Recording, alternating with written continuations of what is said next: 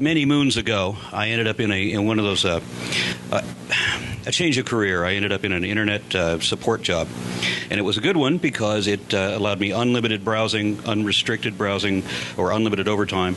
And it was one of those jobs where you don't even have to change the screen to take the next call because it says, "Did you reboot the computer?" It's the same thing again and again and again.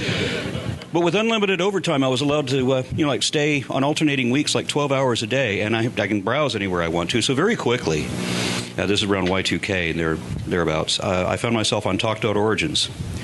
And there were other people posting there you may know, people like Richard Carrier and P.Z. Myers and other such people. And I found myself discovering a whole lot of things because I as you do when you're playing around on the internet, you find weirdos. And I was really surprised that people believed the incredible, crazy things that they do. And so I found myself in Talk.Origins where I could pose a question. And I would be able to see how the professional scientists answer that question. I would see how the professional theologians answer that question. And they can both see each other's answers, which I thought was a great way to see this compared. And then people would tell me, well, you need to read this resource or that resource, where I would just take it on my own initiative to read this or that. And so I did this for years and years. I was on a perpetual learning curve. So I got basically a college degree out of just sitting on the internet all day, every day, until I finally went into a college going for an MCSE degree, and I went into the wrong building. I walked into the science building by accident, and I happened to cross a fossil display, and I remember stopping and looking at the fossils, and I recognized every one of them, and I didn't just know what they were, I knew what the controversies were. I knew the scientists who discovered them. And as I'm looking at all these, I'm thinking, why do I know all of this, and I'm never going to use it? So I went in for a geoscience major instead of MCSE. Screw the MCSE degree. But as you can imagine, I'm talking to these people, and I'm finding out all these wacky beliefs, and it just kept getting worse. I mean, some people were bragging that their church had positioned senators or judges for the next wave in what would later be revealed to be the wedge strategy, because they wanted to take over the United States. This is one of the believers explaining to me how they want to take over the United States by undermining science first. So if you can cause all of the school students to question science, then they'll be more easily deceived into believing, religion. So I started seeing what the Texas Board of Education was doing toward that end. And my wife arranged a moderated public debate between me and a couple of evangelical ministers who were courting the Board of Education, and two of the moderators were on the Board of Education. And I had elected to have 3 moderators on my side, 3 moderators on his side. He chose 2 people from the Board of Education and another minister. I chose 3 professional scientists who were all Christian, because I didn't want that argument. This is going to be on the science, not the theology. So I got my own genetics instructor who was featured in Nature for her contribution to the Human Genome Project. I got at that time, a famous geologist named Dr. Glenn Morton, who had written a wonderful article on Morton's Demon. He was originally a young Earth creationist author for Creation Science Quarterly, and then he realized, working in petrogeology, this is all nonsense. So he started writing from for different perspective. Still Christian. And then Dr. Robert T. Bacher, who was one of the advisors for Jurassic Park. He looks like a grizzled old prospector, but he has 2 Ivy League science degrees.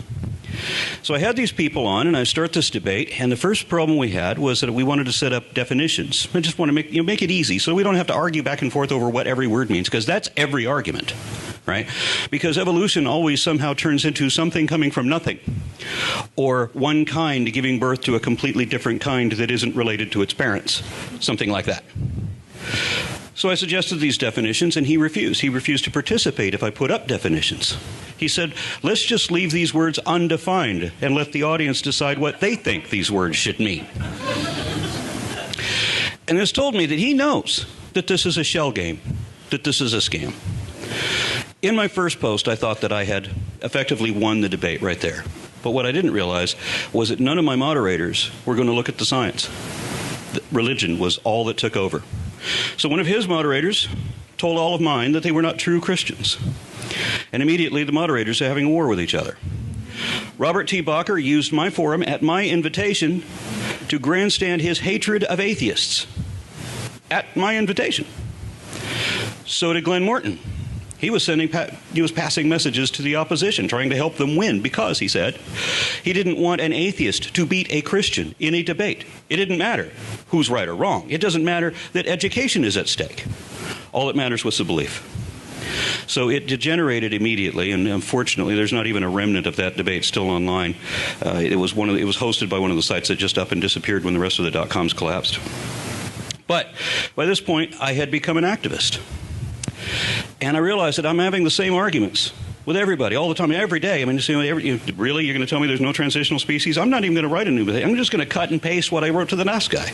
Wait, that last guy was you. So I realized, it comes down to just a little more than a dozen different arguments that you keep seeing repeated again and again and again and again. So I thought, why not just, instead of cutting and pasting these paragraphs that nobody reads, why don't I tailor something to people with, short attention spans? And so I did. I came up with the Foundational Falsehoods of Creationism video series on YouTube. Now, this wasn't a challenge. I was giving some girl a ride on my bike, and we stopped in some ice cream place at one point, and I was wearing a Darwin Fish t-shirt, and she found that objectionable. She said, "You can't prove evolutionism." And I said, "Well, just the fact that you called it that already indicates the problem." And I said, "But yes, I can. I can prove evolution." And she goes, "You can't prove evolution because that means you'd have to disprove God." And I said, "Whether God exists or not is irrelevant." And she staggered backwards at that. And I said, "Okay, I can't prove." She said, "Prove it then. Prove evolution." I said, "Well, I can't do it standing here in the parking lot of a Dairy Queen, but if you give me some time, I'll gather all the data and put it in a presentation that will make sense to you, and I will effectively prove the case by that point." And so I did. I made the video series. And I remember sending her the first 4 all at once. And the response was that I was hurting people. I can understand being embarrassed at finding out that you're wrong about something. But why would you want to keep believing something after you know it's not true? But I've had so many people tell me that they don't care what the facts are. I mean, I've seen ministers on stage giving, in their own congregations, giving a sermon that they don't care that they're delusional. It doesn't matter what the facts are. I just want to believe what I want to believe. So, the Foundational Falsehoods of Creationism, I went on and continued the series, and that got a lot of attention, and which really only just fired me on. The more I do it, more it seems that I can do. Eventually, people like Dave here had me on to be Texas State Director of American Atheists, something I enjoy that title.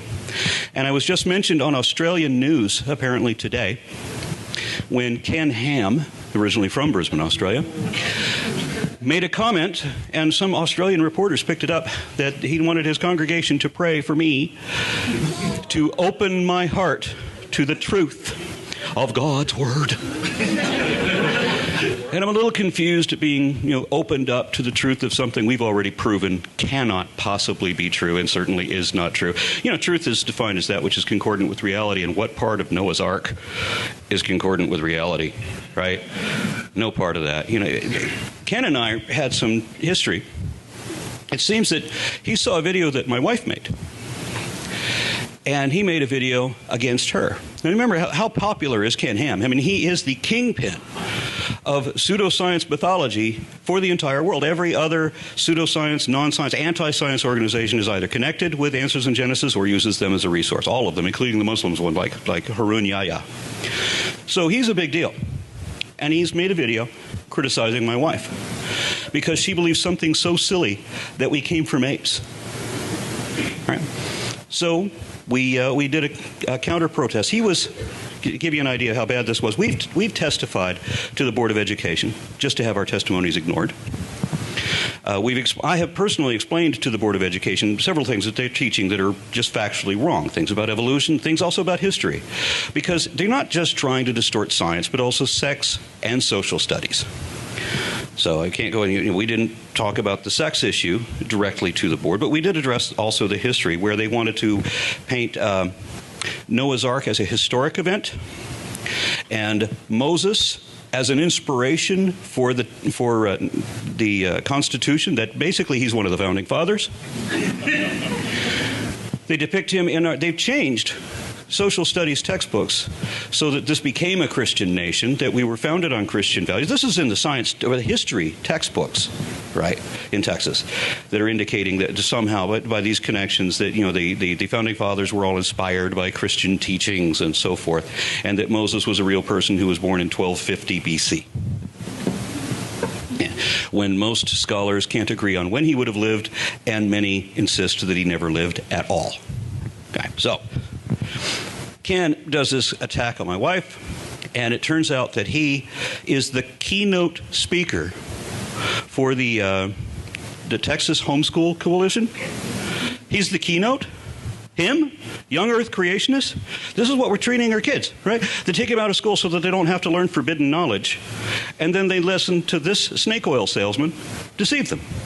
So we protest that, and the way that we protested was my wife and I both did a presentation with a few other people at the Houston Museum of Natural Science, wherein I gave a lesson on all of the things that we're supposed to be taught according to the standards, what we're supposed to be taught in Texas. And I addressed the Texas audience after I go through this list. And I said, because all of you guys are Texas students, you've all learned all this, right? Of course, nobody did, because the schools don't touch it. So that's one of the things that my wife do on our channel. We actually are covering these. We do a science series for educating for biology at the middle school and high school level, where we include evolution everywhere that we're covering all the standards that you're supposed to. But whenever evolution should be mentioned, I guarantee it is. Whenever it's relevant to do so. So we did this thing against Ken Ham. Proving that wisdom teeth, among other things, are indicators of, or that are evolution, that are indicating our ape ancestry and so forth, and I'm not going to go into that now. But we also challenged him to a debate. There was a atheist group in Houston, Texas, about 2,200 members at that time, and they challenged Ken Ham to debate a representative of their group, me. And Ham refused. He would only debate a PhD. Yeah. So P.Z. Myers threw his PhD in and says, I'll do it. One condition. Aron Ra stays as my partner. No further communication. Sadly, Ken Ham found a replacement for me. Some guy named Nye.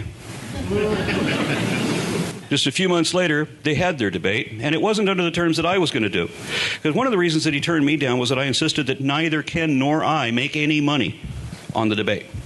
That it had to be in a neutral location, the museum in Houston, the Natural History Museum. But of course, when Bill Nye signed on, they did it at Answers in Genesis, where they could earn $20,000 just from the ticket sales for seats to get in.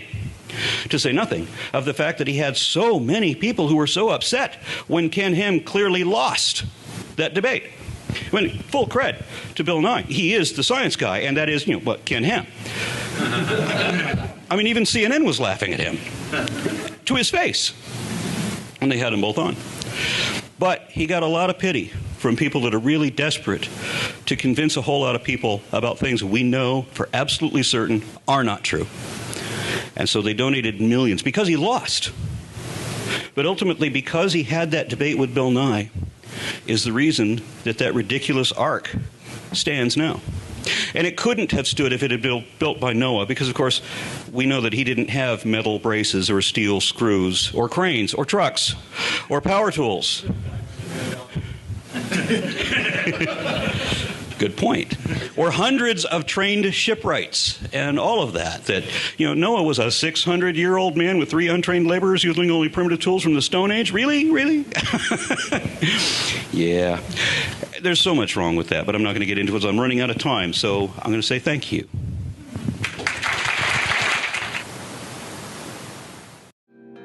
Yes, I understand that my whole life is just a blink of an eye. The history of the earth is with each moment that goes by. But this moment that I'm with you, it feels like time has stood still. It feels somehow like it matters, and that it always will.